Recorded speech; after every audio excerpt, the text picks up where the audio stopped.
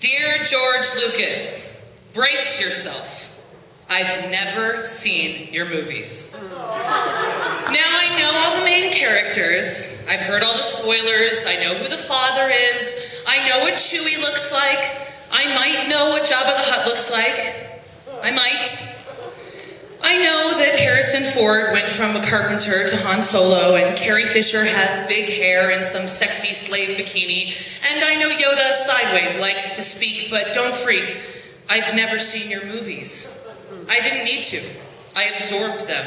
I drank them in the water. They were the fodder of our culture. The staples I somehow managed to skirt, but don't be hurt. It's not you. It's me, George. I was never cool.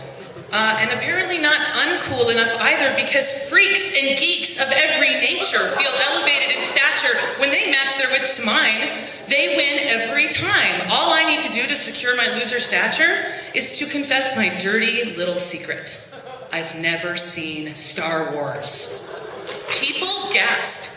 They clutch their chests in horror. I see it in their faces. I'm not the girl they thought I was. Yes, I grew up in this country. No, I am not Amish. Yes, I know what an Ewok is, and I'd like to live in their village. No, I don't know what a Tauntaun is, and I forced myself not to look it up. And yes, we can still be friends. Or can't we? With one tiny confession, I am shot down like a star, snuffed out like a flame. 1 minute cool, and then suddenly lame. I blame my parents. Or I did, until earlier this week when my own sister threw me under the bus. You've never seen Star Wars? What the fuck, Ryan? Didn't we grow up in the same house? She said, I saw the original trilogy when it was re-released in high school. Dear George, I have no memory of your movies being re-released while I was in high school. Maybe it is personal. I mean, I should be clear. It's not that I don't have a love for space and sci-fi. I mean, I view Orson Scott Card as the second Bard. I want to fuck Joss Whedon's brain. Star Trek by JJ was better than Yay. Hey, it made me hot for Vulcans. I sulk. I can do deep. I'm dark and into magic. I am waiting for that nameless government agency to approach me with their secret space assignment that only I can handle. I know how stars are born. But maybe you know better how they die. How do stars die, George? Does the fiction eat the author? Will your art consume yourself? Will your feckless fans build a monument to your masterpiece and slay the maker with their scorn for not getting it exactly right, exactly the way they would have gotten it? You know the way they find the witches out, George. They drown them. Years ago, you were just a Jedi with a dream, a love for space and robots and Joseph Campbell, and now you stand at the center of 2 long lines of people. Your fans lined up to suck your cock, and your foes to crush your skull.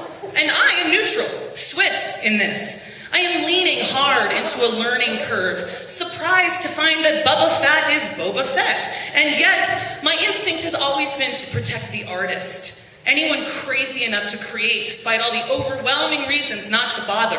My impulse is to shield the pure creative deed, to bleed as one. You bleed, I bleed. To cast aside the jackals, the never tries, the talk-a-lots, the sit and spins, the overeducated underachievers who resent you for your wealth as they put money in your wallet, who think that because they dress up like your characters they can tell you what to make, which is the same as telling you what to think. It's no wonder you're holed up at your ranch. I blanch, George, at the thought of facing that gnashing army, hearts embalmed. Your lightsaber can't save you now. They're coming for their witch. They don't care how. They've forgotten why. Just prove you're innocent and die. Imagine the memorial, George. God, what a show. Thank you.